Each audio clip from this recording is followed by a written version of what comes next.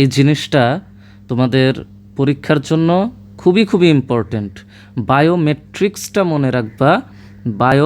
এই যে ম্যাট্রিক্স মানে বিভিন্ন বায়োলজিক্যাল জিনিসপত্র বা ক্যারেক্টারিস্টিক্স দেখে আইডেন্টিফাই করা মানে আইডেন্টিফিকেশনের কাজটা করে হচ্ছে বায়োমেট্রিক্স।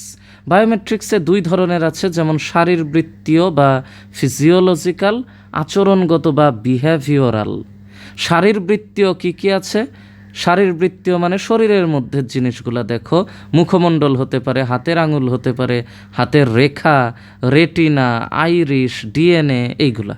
আর আচরণগত মানে তোমার বাহ্যিক আচার আচরণ, যেমন কি স্ট্রোক মানে অনেকটা তোমার সিগনেচার টাইপের। তুমি ধরো এভাবে সিগনেচার দাও, তো এই জিনিসটা কি স্ট্রোক, সিগনেচার, ভয়েস, চলাফেরার ধরন, এই বাহ্যিক জিনিসগুলো। এখন কথা হচ্ছে বায়োমেট্রিক্সটা কাজ করে কিভাবে। প্রথমে বুঝতে হবে বায়োমেট্রিক্সে দুইটা স্টেপ আছে, এবং এই গ্রাফটা তোমাদের খুব ভালো মতো, গ্রাফ বলা যায় না, এই তোমার প্রসেসটা বা এই চিত্রটা তোমাদের ভালো মতো একটু বুঝতে হবে। সেটা হচ্ছে বায়োমেট্রিক্স অ্যাপ্লাইয়ের জন্য প্রথমেই আমাদের এনরোলমেন্ট বা যার ডেটা সেভ করতে চাও তার ডেটাটাকে প্রথমে তোমার সিস্টেমের মধ্যে অথবা ডেটাবেজের মধ্যে সেভ করতে হবে, স্টোর করতে হবে। তার জন্য আমরা ইনপুট নেই।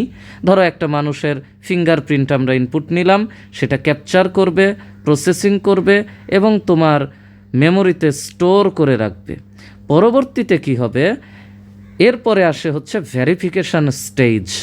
ভেরিফিকেশানের সময় কেউ একজন মানুষ এসে ইনপুট দিবে, সেই ইনপুটটা ক্যাপচার করবে, প্রসেসিং করে এই স্টোরকৃত ডেটার সাথে কম্পেয়ার করে যদি স্টোরকৃত ডেটার মধ্যে এই আগত মানুষের ডেটাটা পাওয়া যায়, ম্যাচ করে, তাহলে ইয়েস হবে, অর্থাৎ কাজ করা শুরু করবে।